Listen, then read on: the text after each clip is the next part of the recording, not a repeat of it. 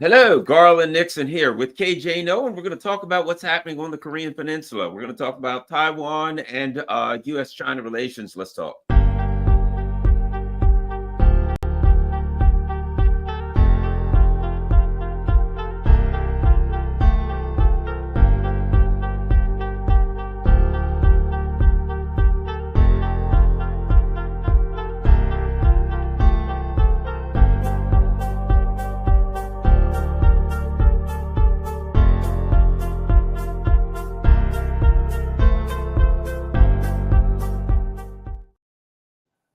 Hello, Garland Nixon here with KJ No, and we've got plenty to talk about, of course.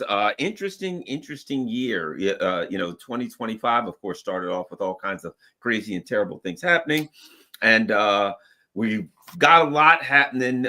Clashes, internal clashes. It's going to be interesting to see what happens with Trump and the Congress and all kinds of stuff happening. But what we're going to try to talk about is what's happening in the Asian Pacific area region. Let's start with South Korea, KJ.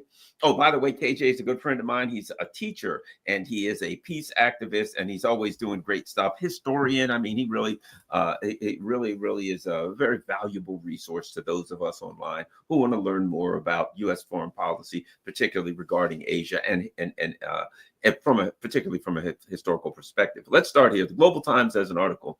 South Korean investigators proceed to execute warrant to detain Yoon, may trigger further disturbance.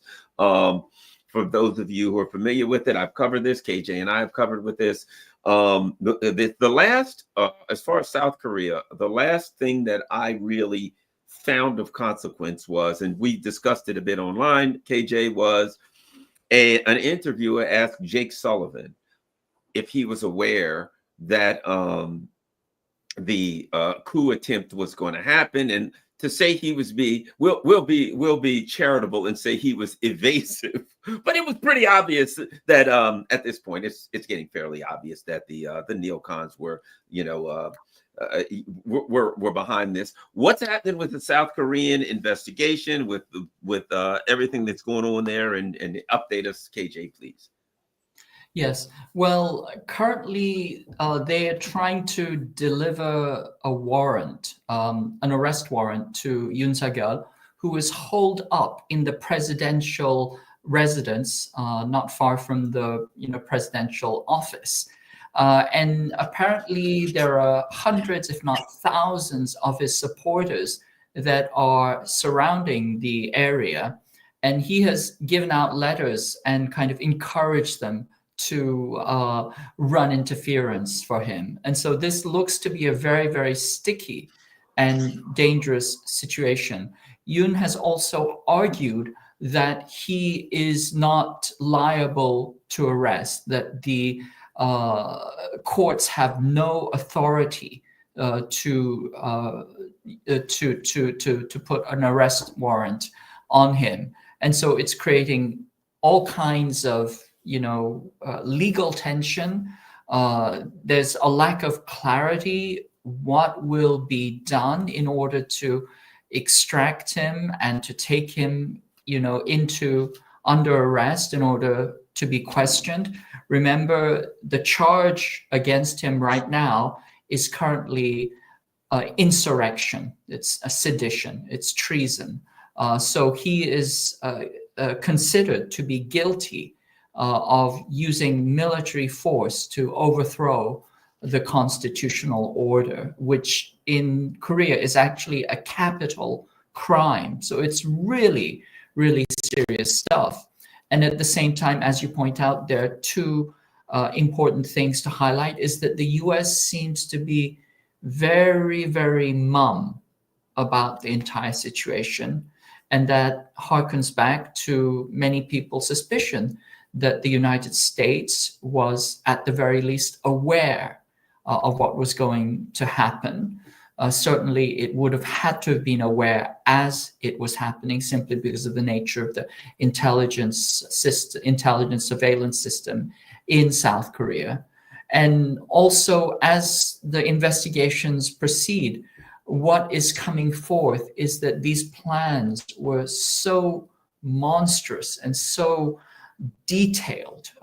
They were, as we discussed in previously, there were plans to create a false flag attack against South Korea and possibly U.S. assets, and then to blame it on North Korea. Well, it turns out that there was a South Korean uniform manufacturer that was commissioned to create 200 North Korean uniforms. So this gives even more credence to the allegations that, they were going to, kill top leaders and then discover North Korean uniforms.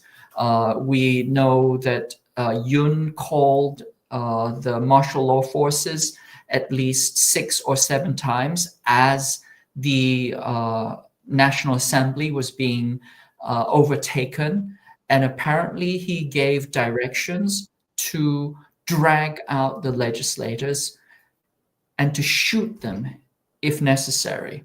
And so there's such an extraordinary, level of violence that was planned, and also the kind of logistical details of some of these preparations signal that it would be almost impossible for the U.S. not to know about it. For example, there was a notebook that was discovered which belonged to a man called No Sang-won, who was a former counterintelligence chief. Apparently, he was one of the top plotters, and he had spoken of using the Northern Limit Line, which is a contested sea boundary between North Korea and South Korea, and using that to instigate a war with North Korea. Well, we know for a fact that North Korea, the North Korean side or the contested area, was shelled, and missiles, live shells and live missiles were sent into that area at least 3 times in both in June, in September, and in November. In fact, just 1 week before the martial law declaration, not to mention the fact that drones were sent in and that there were also plans to fire into North Korea, to fire directly into North Korean territory. And so all of these things are impossible to do by oneself. It really requires coordination, communication with the US military, which has OPCON, which has joint control over the South Korean military. So all of these things seem to signal that the US is more implicated than it seems to be letting on. And then the other thing that we can also note is that, why would you want something like this? Why would you want a war on the Korean Peninsula? Well, we know that the US has been escalating to war against China using South Korea. Korea is to be Ukrainized, and the idea is to use its 500,000 troops as a battering ram against China, because Korea, the Korean Peninsula, is literally the on-ramp onto China. It's always been that way historically. But another way to think about it is that, South Korea has this incredibly highly trained military force that is very, very effective in trench warfare. All Koreans train in trench warfare. They're all trained in attritional warfare. They are all NATO compliant and interoperable. And so if you take that into consideration with the fact that South Korean troops have always been sent into war zones where the US is losing. For example, in Vietnam, they sent 320 South Korean troops to Vietnam. This was as the US was losing the war in Vietnam. Essentially, they packed it full of Korean troops. Korean troops outnumbered US troops 2-1.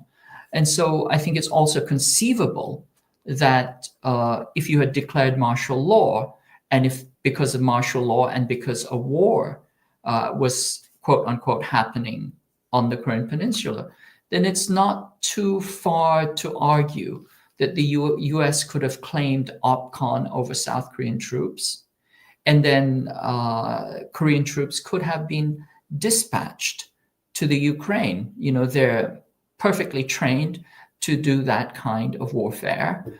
And of course, it would have been symmetrical because we have all these allegations that North Korea has sent troops to Russia and they're fighting in Kursk. Of course, there's absolutely no proof. I mean, there's less proof than there are of, aliens landing on the planet, or about as convincing as that. So there would be a real kind of, military symmetry there, which starts to explain away why they've been so adamant about insisting on this fraudulent North Korean, mobilization in Russia. So I think there are many pieces to this. Again, we don't have hard proof, but we can make reasonable inferences based on how we know the military works, what the connections are, and what we can, who would have benefited.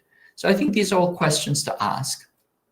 Yeah, I think a couple of things. Number one, there was recently an article came out that said that the Biden administration approved ATACMS for long-range strikes into Russia last March. But a New York Times article, and then it literally said they used now I'm paraphrasing, but I mean it's pretty clear what they're saying. They don't try to hide it, that they used the argument that there were, because it says last month it was cleared. I mean, last March they cleared and sent 500 ATACMS missiles, but that they used the North Korean troops thing to as an excuse, basically, to say we now you can fire those missiles. So they said, oh yes, we just did it because of North Korean troops. But the article made it clear that's what it was for. And I think most people, when they saw this, their North Korean troops, they started with 10,000, and then people ask questions. The Russians have 700,000 troops, 600,000 or 700,000 troops in Ukraine. What the hell is another 10,000 troops going to do? That doesn't even make sense. And then they changed it to 100,000. The number kept growing. But it's clear there was a lot going on there. Also, what do you think about this? Trump has made it clear. And I mean, he even joked about it. He said, oh, yes, the leader of North Korea, he likes me. I like him. He wants me to get elected. We're going to talk. We're going to get it. He went back to joking. I think there's a level of desperation in the same way that there's a level of desperation that the new administration, whether they'll get a deal or not is a whole nother question, wants a deal in Ukraine, wants some kind of a deal. The history that Donald Trump at some point the fact that he's inclined to talk to the leaders of the two Koreas and try to come up with something. I think there's a level of desperation there that we'd rather start a war and let it go nuclear than have peace on the Korean Peninsula, which, let's face it, it would pretty much wipe out their plans that they're putting together for North Korea, because they're bringing North Korea and Japan back together. Well, and I say back together, and that one of them actually occupied and genocided the other. But you get my point. That if you don't have that if you bring those two together, that kind of destroys the plan that they have for Ukrainization of all of the Asian nations that they can get their mitts on. Yeah, absolutely. I mean, let's go back to the kind of big geopolitical picture. Kurt Campbell has said that the Ukraine war and the war against China is one unified field. As far as he's concerned, it's just one big war. They're preparing world war. And Kurt Campbell, in his, rhetorical flourish, has said that he is prepared to unleash a magnificent symphony of death in Korea. So this is how they're thinking. But the US needs South Korea because it has 500,000 men at arms and 3.1 million reserve troops that it grabs immediately the moment war breaks out in Korea. If there is a war with North Korea, the US declares DEFCON 3, it gets immediate operational control over everything that South Korea has military, both manpower and weapons and bases. So that is a huge force projection, force multiplication platform. And then Japan, this is something that they've been trying to do for at least 15 years, if not longer, since they started the pivot to Asia, is to knit Korea's military in with Japan's, because Japan has a huge and powerful military, and it has a huge and powerful navy, which is what they want for force projection, because the entire first island chain is going to be part of their war plans. Will this go nuclear? It's very likely, because the United States considers tactical nukes to be usable. And if you read the policy papers coming out of the top elite national security think tanks, they're all saying that the United States needs to integrate its nuclear options directly, both in war plans and training. They need to seamlessly integrate the use of nukes into their war plans and exercises. So I do not doubt that once this goes full kinetic, that we are going to be seeing the use of, at the very least, tactical nukes. And of course, this also triggers desperation, because if Yoon is impeached, then that triggers a 60-day period for a new election. If there is a new election, then the opposition party leader, Lee Jae-myung, is most likely to be elected. Well, Lee Jae-myung wants to balance with China. He has absolutely no desire to go to war against China. He certainly doesn't want a military alliance with Japan. And he will, have an independent foreign policy. And that is what is driving the US, the current set of neocons, crazy. They do not want that. That's the last thing that they want. This is why Yoon was cultivated. He was a monster. He was a bastard, but he was the US's bastard, because he was doing everything that they wanted for him as far as geostrategic strategy was concerned. He was a walking wish fulfillment list. They don't want to let that go.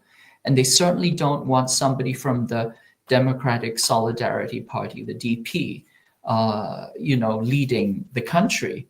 And so I think that you can see that there is being pressure being put on both the current acting government. You can also see that there is pressure being put on the opposition.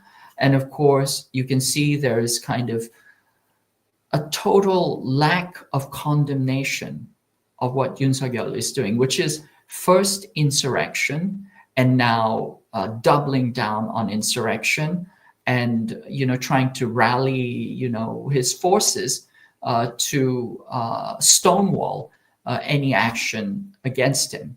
Now, if you go to the presidential residence, you'll see that there are hundreds, maybe thousands of supporters. Guess what they are waving? I'm guessing American flags or NATO flags. They're waving American flags. Yes, they're waving American flags. They're waving Korean and American flags together, which is not something you'll see when you look at the other, pro-impeachment rallies, which are in the millions. You will not see a single American flag, but the pro-Yoon faction are waving American flags. Some of them have been. They're still coming out with this, kind of rabid, anti-state force, pro-communist, pro-North Korean allegations against the opposition party. Completely absurd, the complete, off their rocker allegations.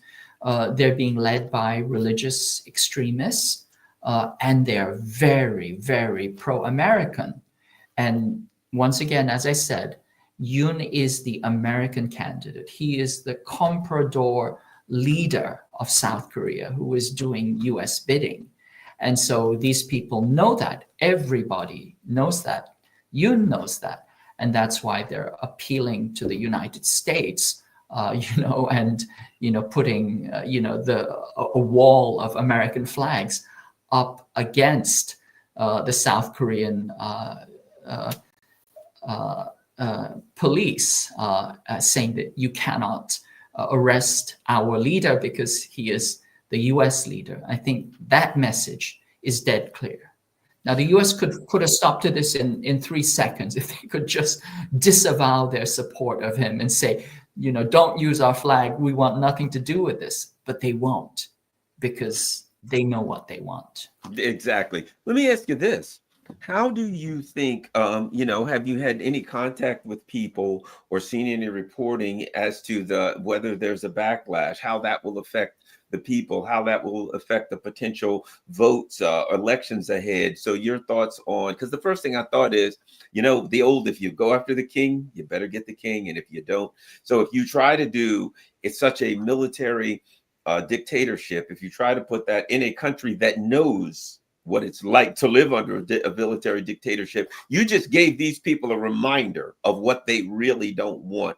Your thoughts about the backlash, the current backlash, the upcoming and potential backlash in the event that there's an election? Well, let me tell you what is one potential backlash. Is if this continues the way it does, then very quickly, I think that the people who are out in the streets, in the hundreds of thousands, sometimes in the millions, demanding Yoon's resignation and immediate arrest, they're thinking in domestic terms.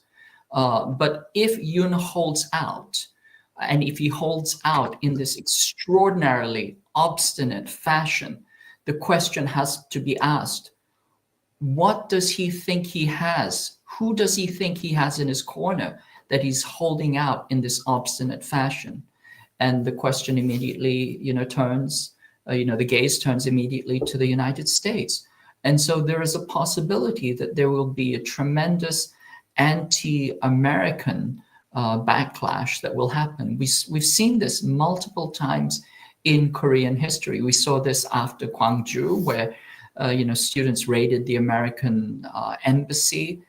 We saw this, recently. That is definitely a possibility. But going back to this notion of getting the king, when Yoon was planning to declare martial law, as I said, there were extensive coup plans. They deployed 5,000 troops and police. They were preparing clearly to provoke a war with North Korea. There was a false flag assassination plan. There were false flag attacks on US assets also planned. It seems that there were plans to attack the THAAD missile batteries and F-35s.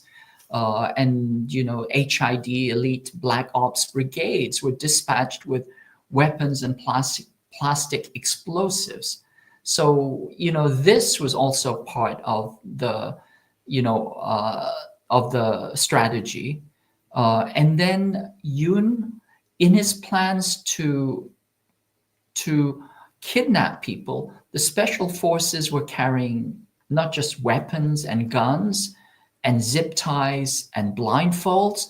They were also carrying baseball bats and ice picks and pliers and hammers.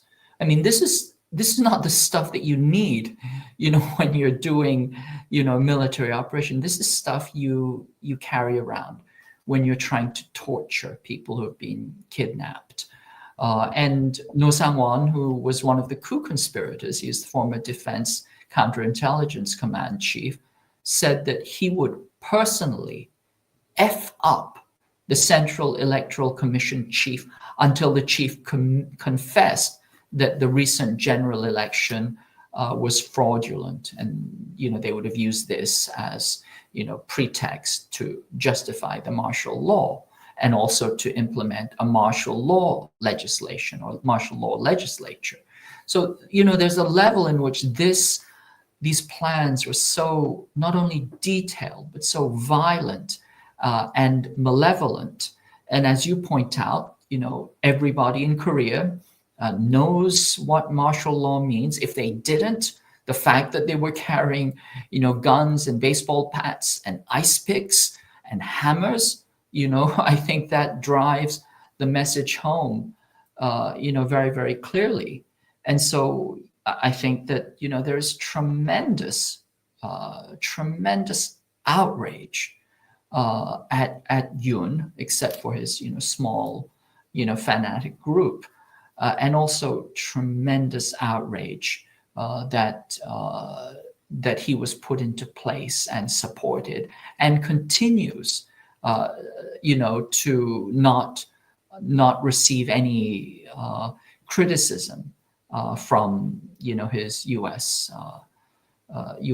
masters. So I think that that's something that people need to be very aware of. Yes, the dogs that didn't bark when Yoon came into the barn are there conspicuously. The dogs aren't barking. I wonder, almost like they know the criminal, huh? Now something else I wanted to touch base on, and that is China has a new plane that they're doing a lot of covering, and apparently they have new technology, and they have a plane that can go into space. Apparently it has now apparently this is experimental, so I don't know, they don't have squadrons yet of the planes, but I'm always conspicuous as to why whenever something happens in China, if they come up with a new kind of a toy or something, the US goes bananas. But your thoughts on the new plane, the new aircraft that the Chinese have, and the reaction by the West? Well, the images that we've seen are videos and stills of what looks to be sixth generation fighters. They're tailless and supposedly stealth fighters. So that in and of itself is impressive. We don't know any specifics. We don't have any details. So we can only speculate based on the shape and, some video.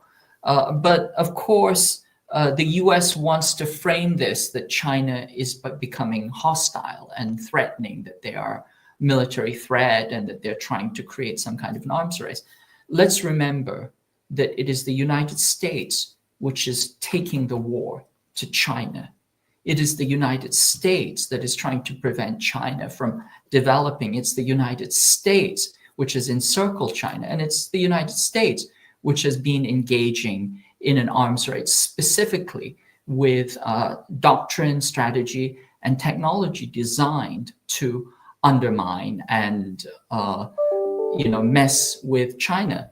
So I think that China is doing some signaling here. They're saying that, look, we have the capacity to defend our perimeter, what you call anti-access area defense, which is just a big name for plain defense. We have the capacity to defend our perimeter using our missiles, standoff missiles, the Dongfeng class, and we also have the capacity to project power into the South China Sea or the adjacent littoral waters if necessary. They've also released, images of a destroyer and various types of drone planes and boats, etc.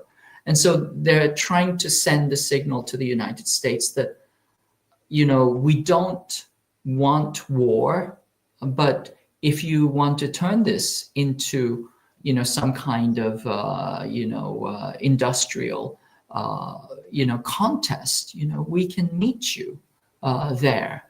And so, will the US take this message, or will it simply go into overdrive and continue to escalate and continue to, threat inflate around this? I think that is the key question. It is also, once again, relying on Korea and Japan to do the bulk of its industrial military production. And that's another reason why Korea is so critical. But I think that all of these things are, just signals that we're moving further and further up the escalation ladder, and that the signaling is becoming more and more, more and more detailed and concrete. For example, China just recently has sanctioned U.S. Companies, U.S. military companies, and it's also, put on sanctions on certain types of elements that are used in semiconductors and military goods. One of the things I think is obvious, and that is, we see with the level of technology in Russia, the various missiles they have, the Oreshnikov missile, the Russian military technology now is, outstanding. The Chinese, their technology, the U.S. is not graduating STEM candidates. The U.S. is not putting any money into its field of science and development. We're just trying to make as much, they're trying to build the best weapons or missiles or whatever they need that they can, and the U.S. companies are just trying to make as much profit as they can off each missile. So we're constantly, it only stands to reason that the Russians, the Chinese, and other countries will significantly increase the gap between U.S. technology, which is rapidly aging, and their technology. And while one would hope that that would cause the neocons to back off a little bit, to me, the problem with them is that will make them all the more aggressive, because they'll say, oh my gosh, we better go to war. We thought we better go to war with them in 3 years. We better go to war with them in 1 year, because in 3 years they'll be further ahead of us. They're just so irrational. Your thoughts? Yeah, I tend to agree with you. I mean, I really worry that the neocons will see this as a challenge, and they'll interpret as a reason to not only militarize even further, but to accelerate on an even faster, timeline towards kinetic war. And you're absolutely right. China and Russia and the global South in general has time on its side, as our good friend Dr. Leon says. We have the clocks, they have the time. That's certainly the case. The farther and the longer this drags out, the more that gap will become apparent. This is because, as you point out, the United States has essentially deindustrialized itself, except for the military-industrial complex. But the fact is, you can't simply have a military-industrial complex by itself. It is reliant on a very complex supply chain, and that supply chain, since the US is no longer producing those goods, comes from abroad. In fact, a large number of those goods, as well as raw materials, in particular metals, rare earth metals, come from China. And so the US is facing, this kind of structural contradiction in its desire to go to war, at the same time that, as you point out again, it has an avaricious military-industrial complex that is simply in it for the profit. That is to say, you look at, congressional testimony. They show you a dime bag of bushings. That's what, $5 worth of bushings, and they're billing the government $100,000 for that dime bag. That is the level in which this corruption has been institutionalized. So under those circumstances, you're going to get equipment that doesn't work, equipment that is designed to have cost overruns, and equipment that will fail in combat, just as you have civilian industries, for example, Boeing, which is no longer making planes that seem to have the correct quality control standards. So if you take all of that into the big picture, then essentially what you're looking at is a contest between a planned, rational economy and an oligarch-run profit-oriented, corrupt, gouging economy. And if you put the two up against each other, it's pretty clear which one is going to win.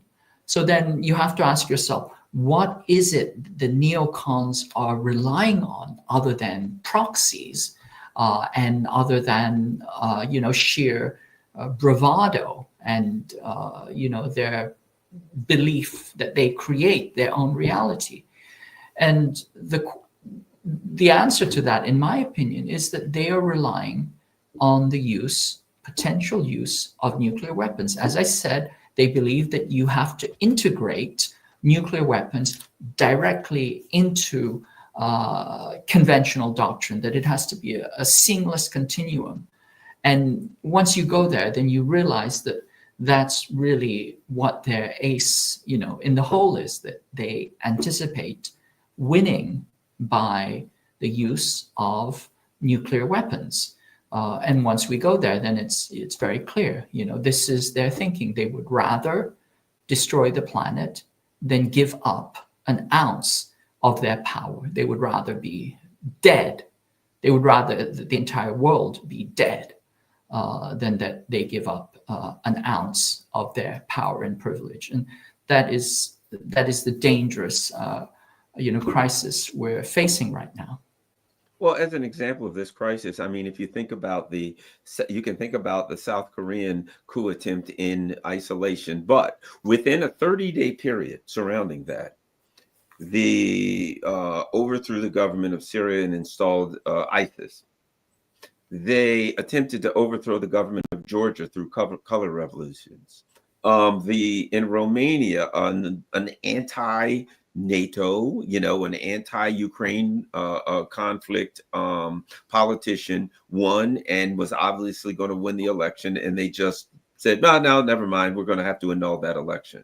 They're trying to now. They're saying, oh well, Viktor Orban. The EU has their own opposition guy, and he's going around saying, oh yeah, we need to have an election. We need a snap election. So they're trying, basically Slovakia, on and on. So in the course, and within a 30-day period, they attempted to overthrow the government of South Korea.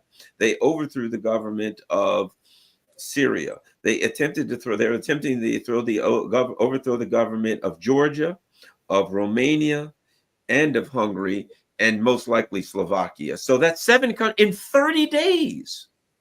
Yes, and then let's not forget that Serbia seems to be on the chopping block as well.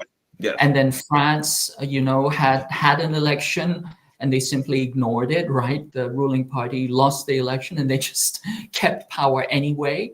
And so you see this is a complete breakdown, quote unquote, the rules-based international order. They're not even concerned about giving the pretense that they're doing things according to law or to some notion of democratic process, right?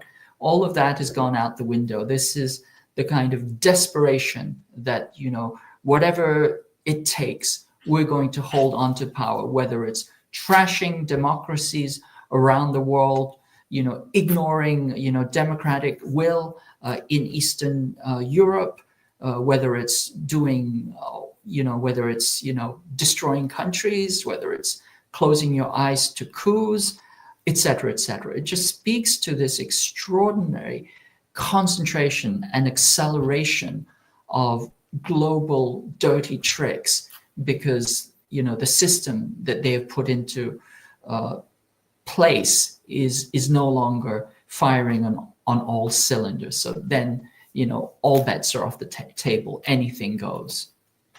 You're correct. The other there was another one. Oh, Asia Times. So Noah Smith writes an article in Asia Times. I'm going to show people this article because they really need to look at this craziness. The article is Note from Taiwan, the players on the eve of destruction. On New Year's Eve in Taipei, it's not hard to think about the future great power war that might be coming. And they talk about, the people at Taiwan are going around and they're enjoying themselves and all that. But basically there could be a way, there could be a war and they'll all die. You know, it's like, yeah, they're having fun, but you know, there could be a war and they'll all die. And they talk about how, you know, basically like, well, you know, they're out there enjoying themselves. They might as well. They don't really know what's going to go on, and they just you know, almost like they're playing the fiddle while Rome burns around them. But there's a certain like inevitability that they talk about it. Like yes, this is going to happen. Like it's gotta happen. Like, you know, these are just something that has to happen. Not like if there were a possibility of a devastating war between nuclear powers, it would be the responsibility of any human being to do everything they could to stop it. Instead, they're just saying, yeah, you know, something that could happen, might happen, probably happen. Oh, well, sucks to be you, Taiwan, people of Taiwan. Your thoughts on this insane article? Yeah, well, this is the Asia Times, which carries a lot of insane articles, insane propaganda, really.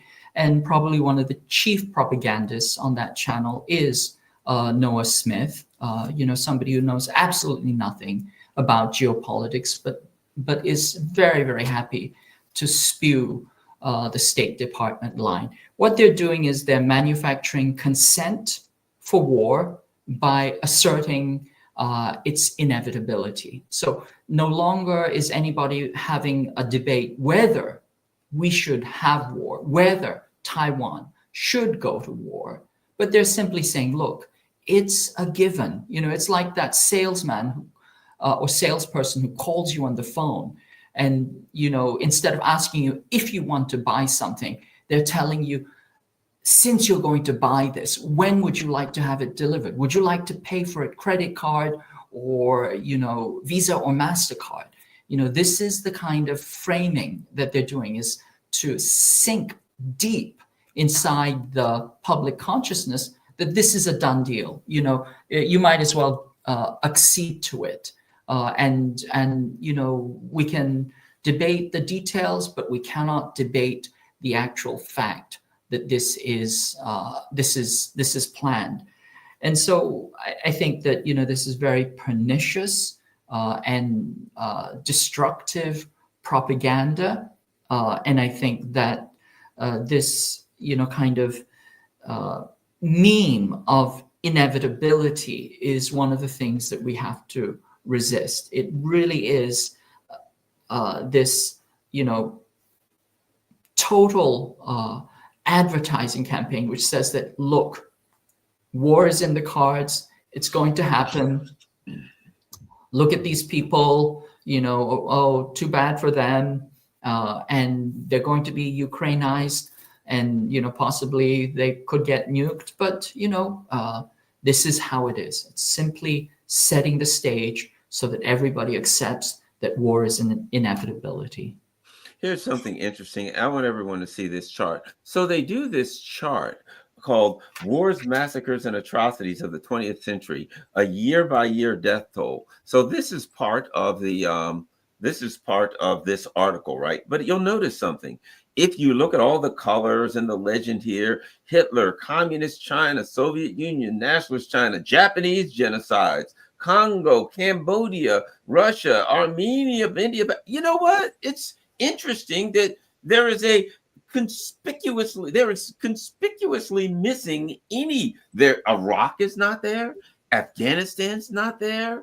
I'm looking for, oh, Mexico and Vietnam are there. But why Mexico and Vietnam? What did they go to war? Mexico and Vietnam?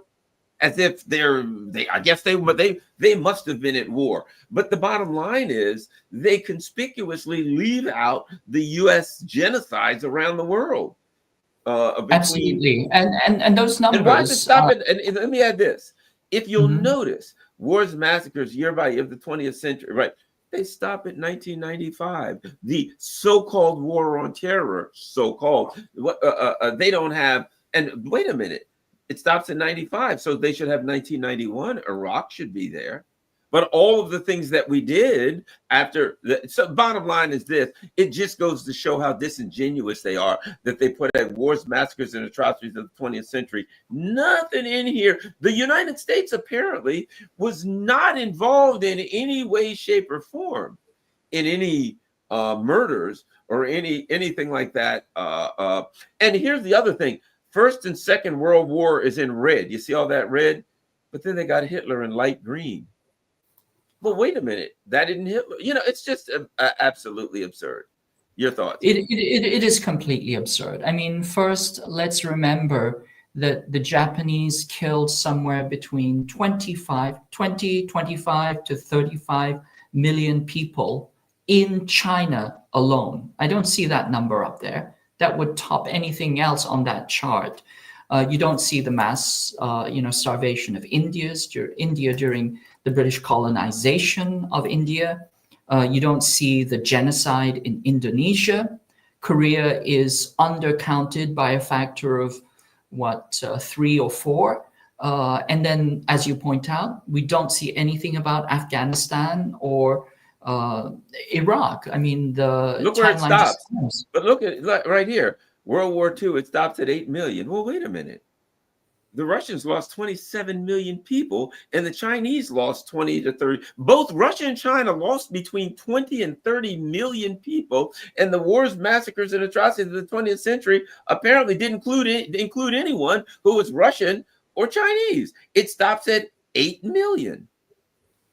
Yeah, so that's pretty astounding, isn't it? And so once again, this gives you the sense of what an extraordinary biased propaganda outfit that is.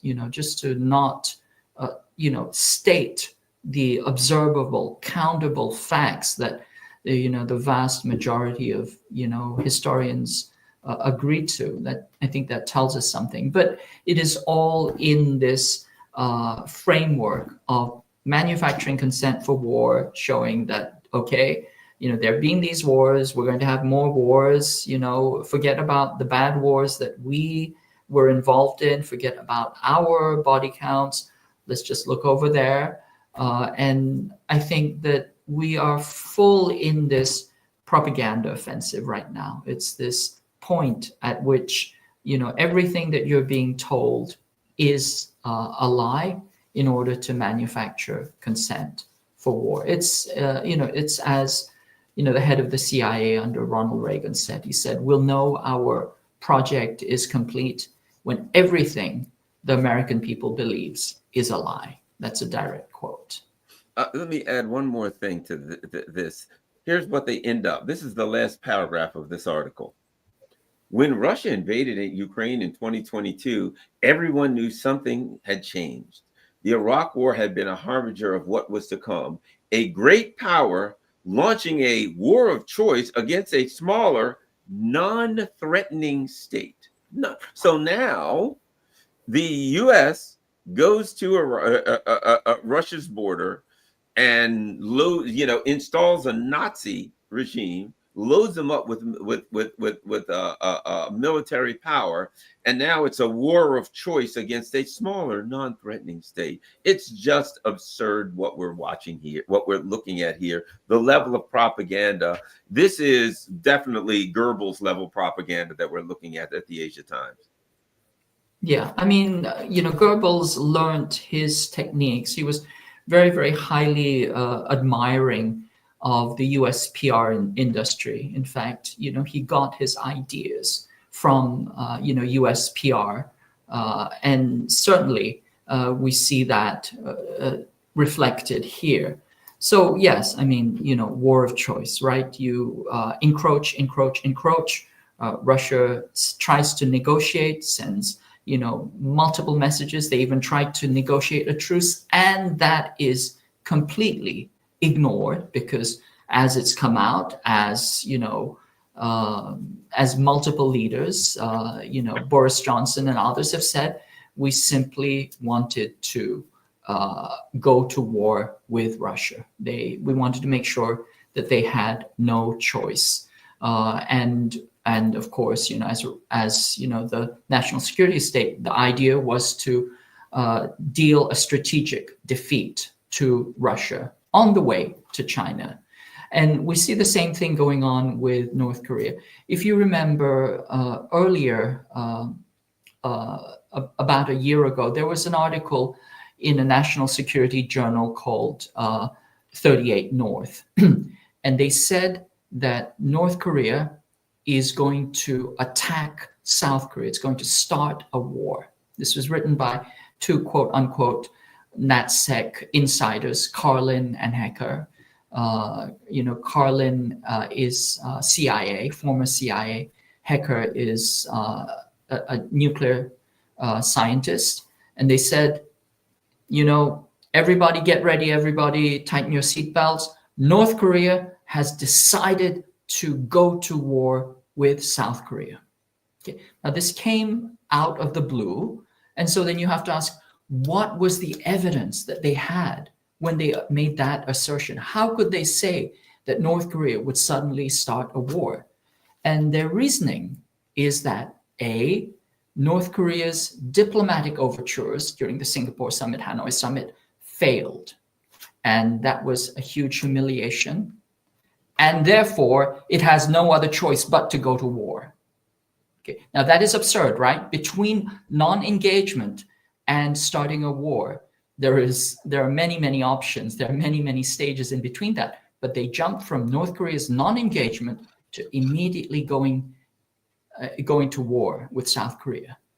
But they kind of dropped a little hint, and they said, North Korea has to go to war because it has run out of options. What does that mean, they've run out of options?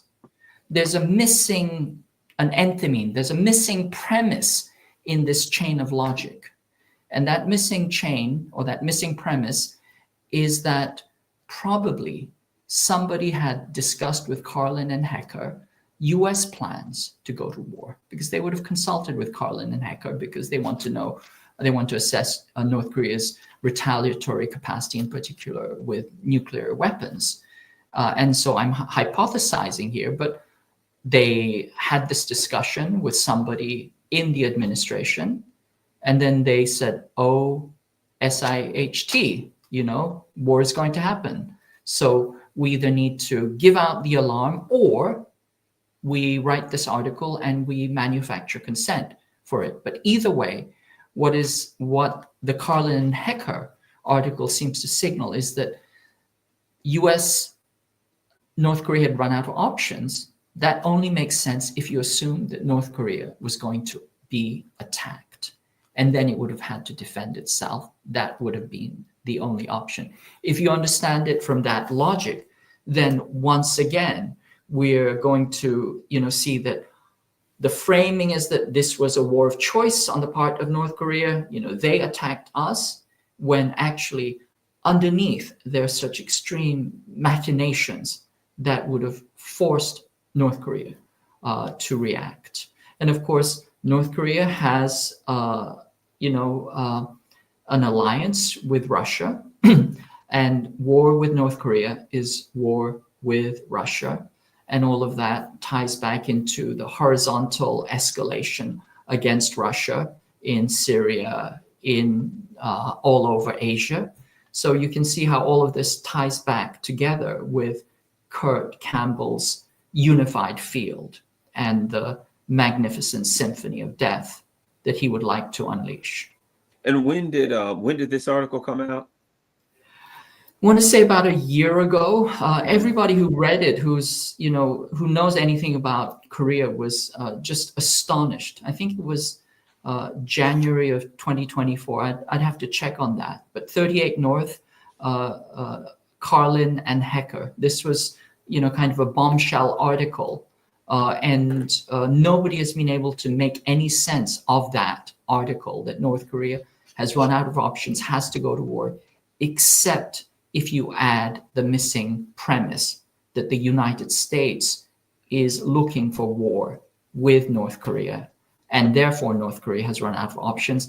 And then a whole bunch of other things start to fall into place, including the Yoon administration's multiple attempts to trigger war with North Korea, including firing against the Northern Limit Line and the plans to declare martial law.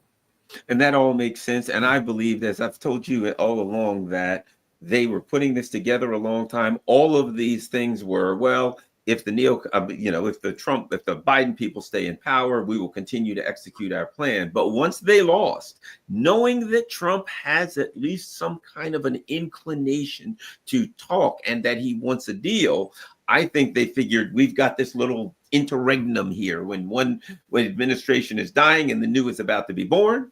And if Trump wins, then we got to go do this and we'll get Yoon here. And yeah, it's a big deal, but boom, we'll get this war going with North Korea and nobody will ever remember how we got it going. And I think that was their plan. And I think it flopped. Not that. They're at the end of their rope. So between now and the 20th, we're going to be, have a white knuckle grip on our seats, wondering what they'll try next. But I do believe all of this adds up to, yes, that was their plan. And their plan fell apart. Well, the first plan. Well, KJ, I want to thank you very much. I know it's early in the morning there. Sorry for getting you up early and keeping you all this time, but it's very valuable information. And the people who are watching and listening really need the opportunity to hear. It's critical that you and I and the other people in alternative media do everything we can to alert the people of the devious machinations of the neocons, so that we know how important it is to act. Where can people find all your stuff online? They can find my work written in Counterpunch, Black Agenda Report, Monthly Review Online, Dissident Voice, LA Progressive. And then I also host a show on the Breakthrough News Network called The China Report. And, you can find me there. All right. Thank you very much, everybody. Make sure you share this on all your social media platforms. Make sure you go to Breakthrough News and follow that so you can watch the China Report. And whenever you see KJ out there, check it out, because you're going to get good info. Thank you very much. We are out.